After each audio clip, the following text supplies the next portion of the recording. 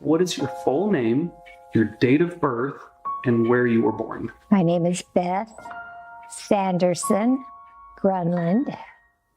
I was born in Shelley, Idaho on July 12th, 1931. Can you tell me about one of your very first memories? Well, I left Idaho with my mother and brother when I was probably about Lola's age, about 3. But I remember quite a lot of things before that, before I left Idaho. So I had to be between 2 and 3. And I remember a bear coming to get me in the night, my father coming and rescuing me. I remember catching frogs on a riverbank. I remember my mother left me with my brother while she went to the store, and I locked us in the closet because I didn't know how to work the door. What else do I remember? My cousins, my 3 cousins. I remember if I had 2 or 3 because I didn't grow up with them. I left at 3, so that was the end of Idaho. Tell me what you were like as a little girl. Were you rebellious? Were you pretty mild-mannered? I was a very good little girl. I liked to tap dance, but I didn't take lessons, so you can imagine what that was like. I loved to go with my grandmother, who we lived with, and she was a housekeeper, house cleaner. And I'd go with her and I'd scrub the bathtubs and the low places where a little child could help her. I loved that. And I've ended up always liking to keep house. You know, I'm a housekeeper. Don't move that pillow. Did you have any siblings? One brother, who was my full brother, and a half-sister. My mother married again when I was about 5. What was your relationship like with your siblings? My brother was the biggest tease in the world, and I hated him. Not really. Terrible tease. Terrible. Anyway, as I got older, he'd steal my diary and lock himself in the bathroom and read it to my mother. So I learned a few lessons. My brother was a very smart person, much smarter than me. And he always got the best of me. He wanted to be a doctor, but our mother died of breast cancer when I was 24. And he was just getting out of high school, I would say. And then there was no money to be a doctor. So he had been accepted at UCLA, and he got in as an engineer, which is like a third the time that it would be a doctor. But he always wanted to be a doctor. But he was an engineer, and he went to work for McDonnell Douglas as an engineer, and he was in charge of the anti-missile out in the ocean, Kwajalein, that shot a missile if the Russians shot. It was during the Cold War. If Russia shot, he would knock it down. So he had a very nice position. And they lived out there with his family for 4 years. And we went out to visit with him. So it was a fun time. I didn't realize war, you know. Yeah. Well, that's and I did go through the Second World War. I do remember that. How old were you when that? The war started in 41. I was born in 31, so I was 10. And we lived in Venice, which is beach territory. And McDonnell Douglas was just up the hill from us, and it was all covered with camouflage. We were all camouflaged for us. Looked like a city. Yeah. And it was our area. And we had right across the street, just like this, we had an anti-aircraft gun with soldiers in a tent. They lived there to protect the coast, of course. Yeah. And we had one time that was scary when a Japanese sub came too close to the U.S. and the bells went off, so to speak. And that was scary. But other than that, the only thing that scared me was my mother would say, "Don't you dare talk to those soldiers. You're too pretty. Don't you talk to those soldiers." Okay, so I walk by like this, you know, not looking ahead. I don't have bad memories, except we couldn't get chocolate. Terrible. The worst of my memories, no chocolate. You love chocolate? I loved chocolate. And when I was probably starting teenage, I always had a headache in the morning and my eyes were bad. And then later on, I had allergy testing, and guess what it was? Chocolate, dairy, and gluten. So that was hard. That sounds like a hard time. Yeah. How do you think the world changed during World War II? Well, at my age, definitely the shortages in the food and the clothing and pretty much everything. We had a sailor in our family, Uncle Noah. He was a sailor. Mm-hmm. So we always were by the radio listening about the war areas Mm-hmm. and hoping they weren't his. You know, he was a lovely kid. I mean, like 19. Mm-hmm. Did you ever have a childhood hero or somebody you looked up to? They say that I loved my father very, very a lot, extremely a lot. I loved my daddy. And like I say, I was probably, well, I don't think I said, about 3 when he left with another woman and left us. And I didn't do well. I cried all the time, cried. I never knew my father, ever, Mm-hmm. except from that age, you know. And then when I was 21 and pregnant with my second child, my aunt decided that I should meet him. So she had me come up to Idaho, and I shook hands with him. And at least I knew what he looked like, you know. I don't remember it, but I remember the effects Mm-hmm. that it had. I never wanted to be the last one to leave my aunt's house or to leave my grandma's house or them to go out. I was always, don't leave me. That was my big thing. Tell me about your childhood home. Are there any distinct smells? Was there a The distinct dog. color? The dog? The dog. Oh, tell me. Well, we had a dog. Well, we went to live with my stepfather when they married, and he came home with a darling little mongrel, little Scotty, cute little tiny one. And he ran out the street, or she ran out the street and was run over by a car right after we got her. And of course, I cried. So he went to the breeder and got another one. It was a boy dog, looked just like the girl dog, but he was a boy. And my brother named him Butch. And he was a sweetie, smelled like that. They didn't believe in treating pets like children anymore. Mm-hmm. I mean, now your pet's your child. Mm-hmm. You pet parents, they call it. You pet, you know, it's kind of creepy to me. But anyway, he lived with us, and he was so smart, but so ugly and so smelly that he was my brother's dog. I didn't want that dog. You'd be sitting in the living room, and you'd say, ooh, what smells? And out from behind a chair, here he'd come. You know, he'd look up at us, and he'd go stand by the front door. He knew it was him. Mm-hmm. And he protected my brother. He was my brother's dog. You didn't have dog houses. You didn't have anything. He just slept in the living room with our cat. And he was treated very well. Mother fed him house food. Mm-hmm. She didn't feed him. We're back to today's day. Special food, you know. He got to eat the lasagna or whatever it was. But he was a sweet thing. And at 14, he died of cancer. So he was well thought of. And he laughed. We taught him a lot of tricks. Mm-hmm. And we'd say, Butchie, laugh for me. He'd go, I make this noise.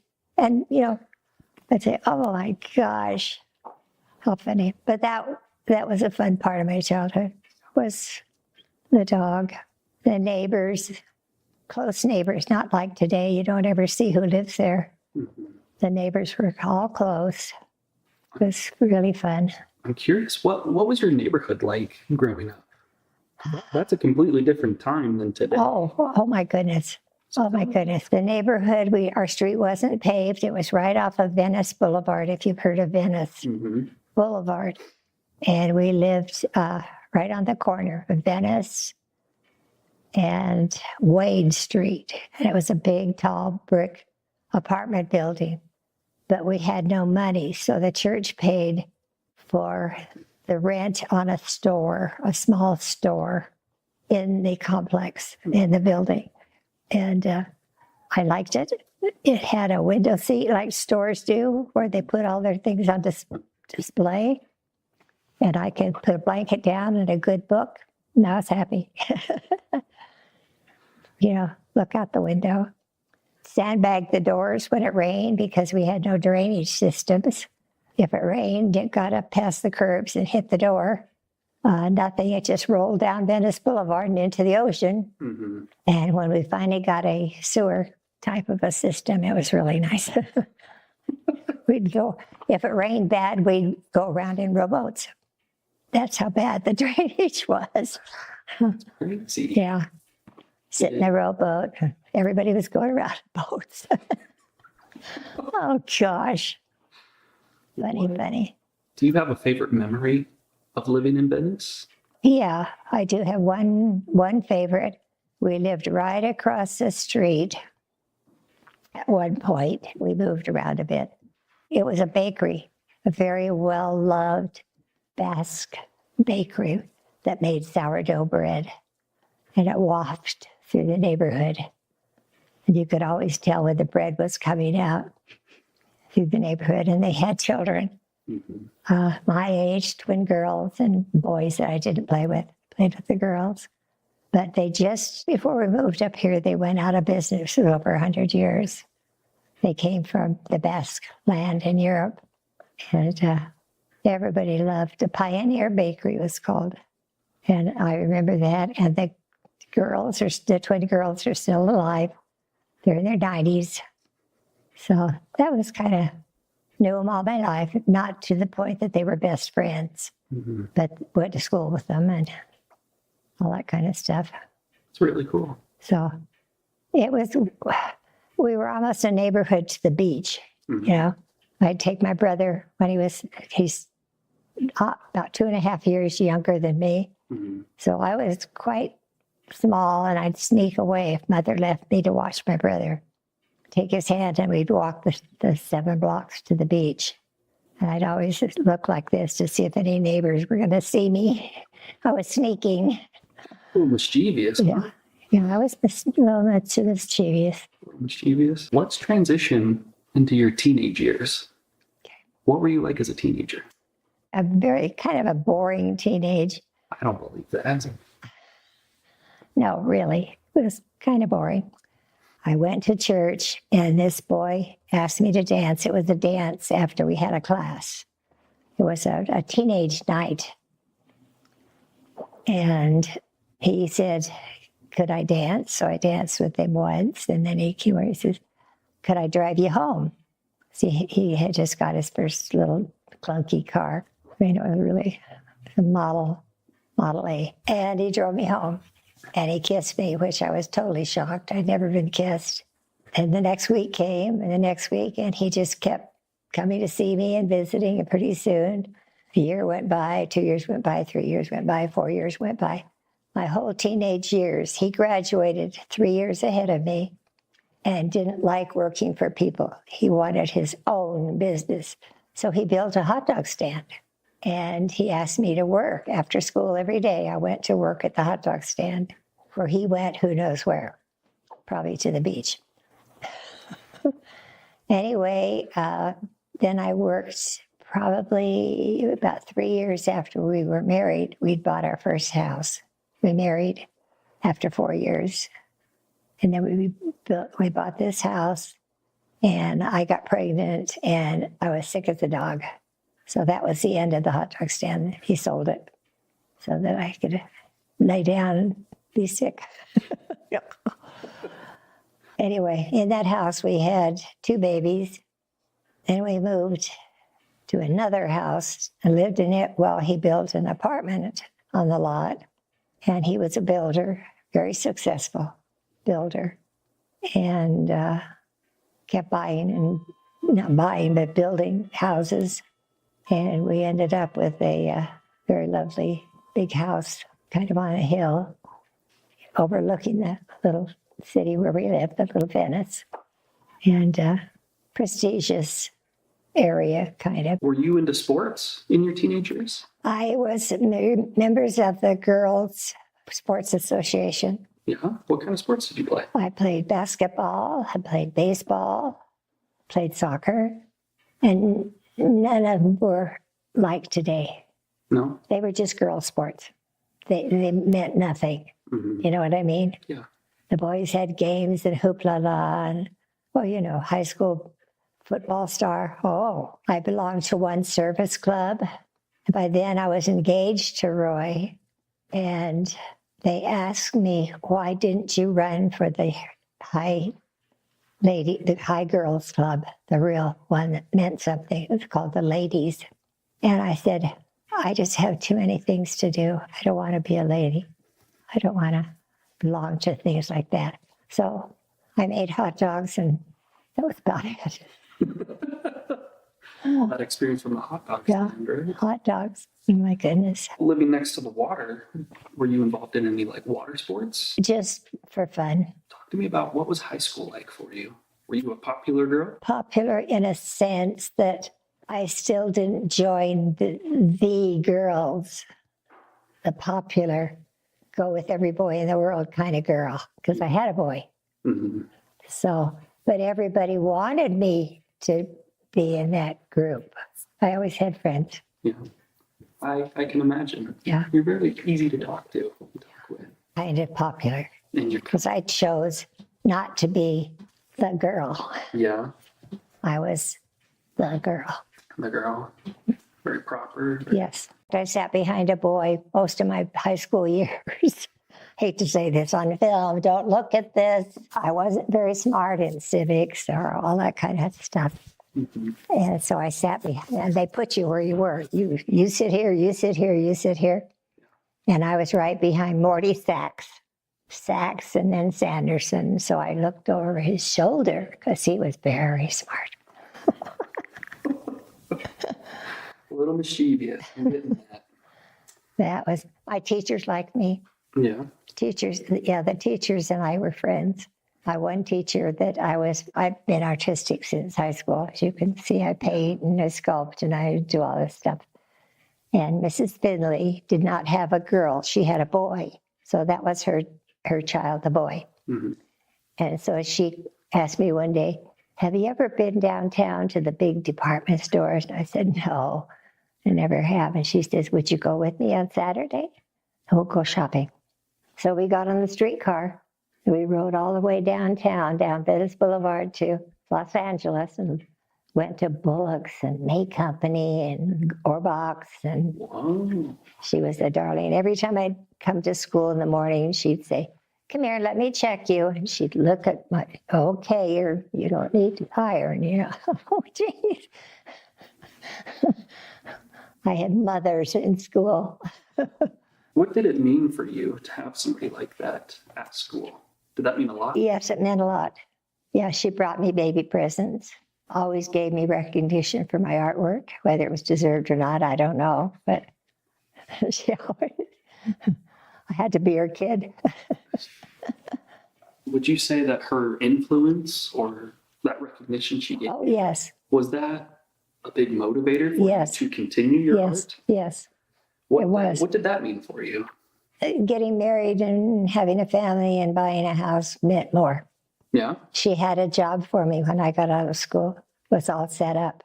What was that? Gladys McBean, being a potter, making pottery Okay. articles. She said, they're waiting for you. And I said, I'm not going to work, Mrs. Finley.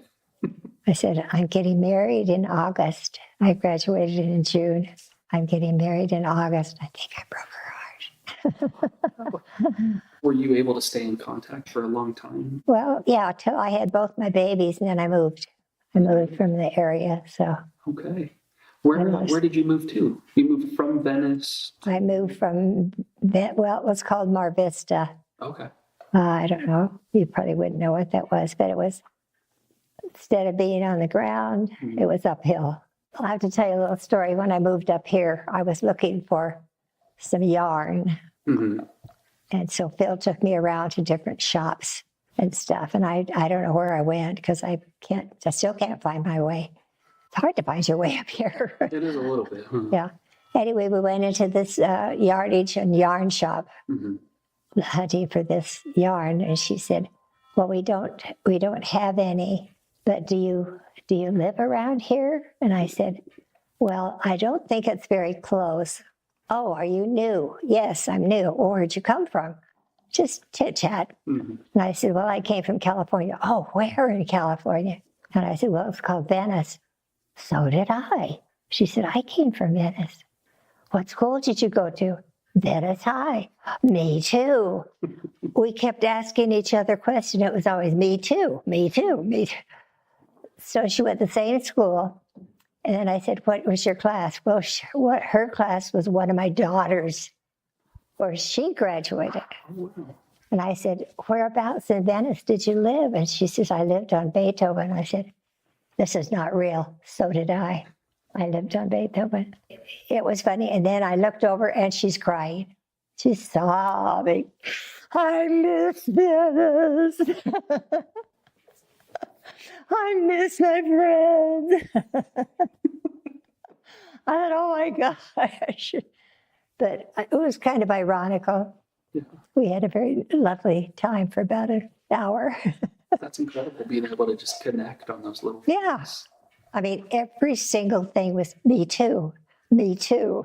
You talked a little bit about getting married and having kids. Yep. What was that like, your transition from like your teenage years into married years? From teenage, just turned 18. My birthday was July. And then in August, we drove up to the temple. His mother came with us, and we were just married in the temple, and that was it. Mm-hmm. And on our way home, we had a short honeymoon that I got strep throat from going in Lake Tahoe. We got home. I had never even been to a wedding. My mother had never, ever gone to a wedding reception. So we're two dummies. I mean, really dummies that are going to put on this reception. We had no clue. So I had worked quite a long time to get $18 to buy the cake. That's all I bought. I bought a cake.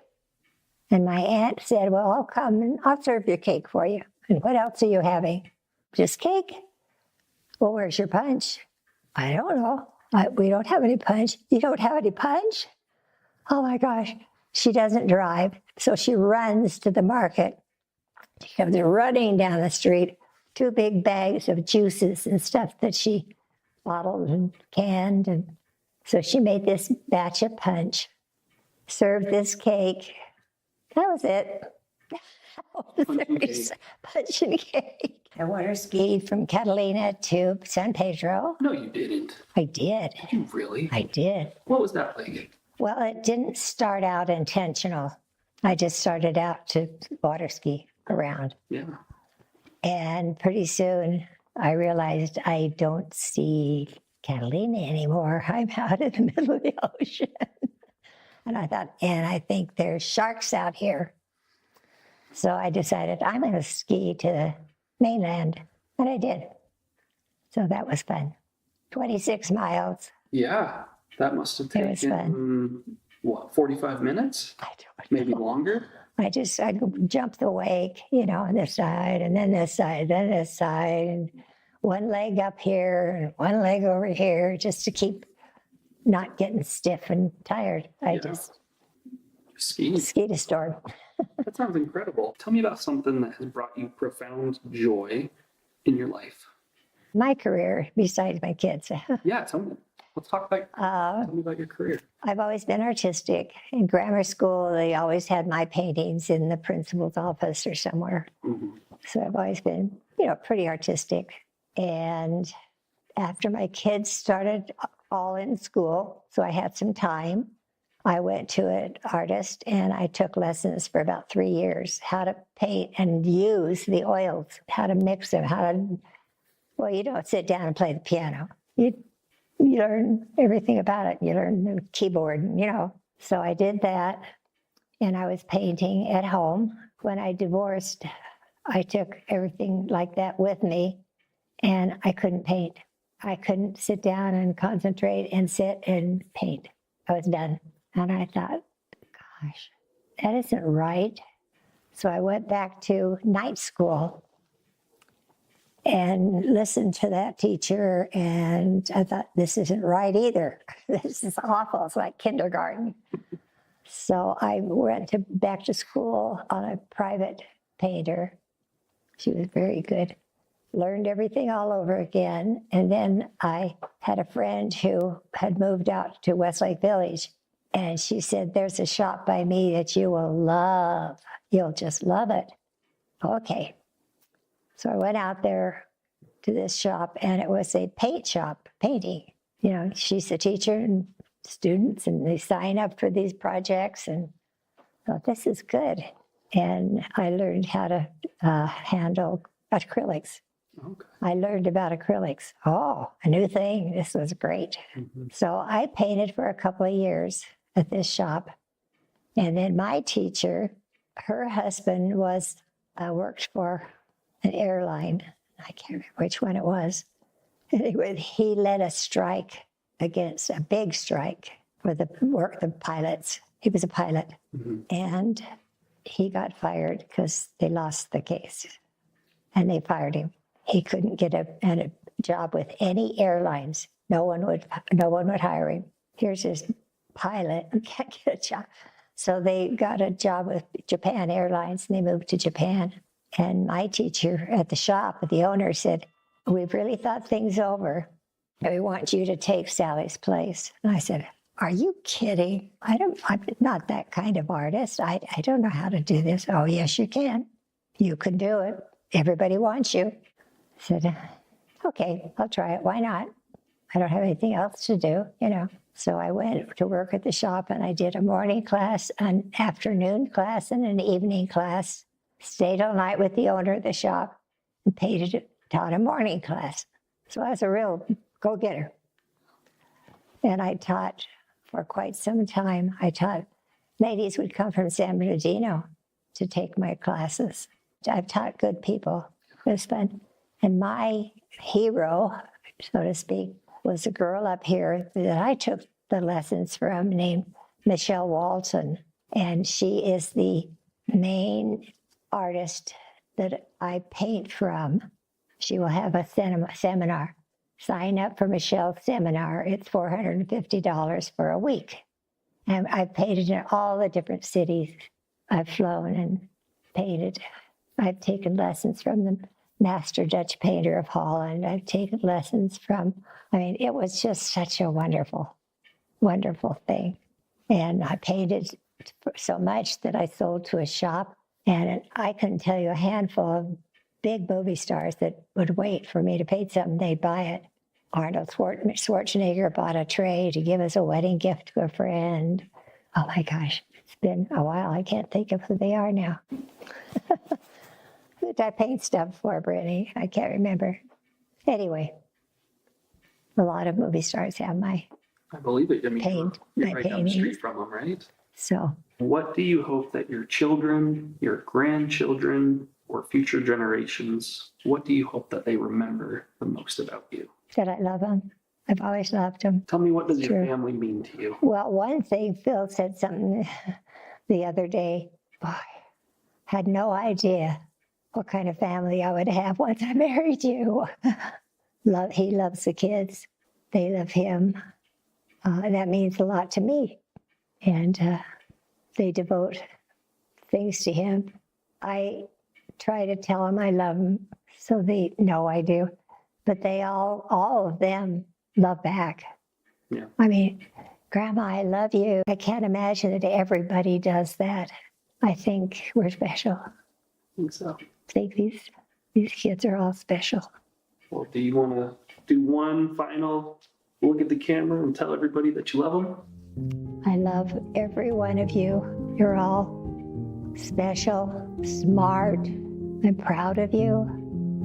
I've had a wonderful life because of all you kids. can't live forever, but I think it is forever.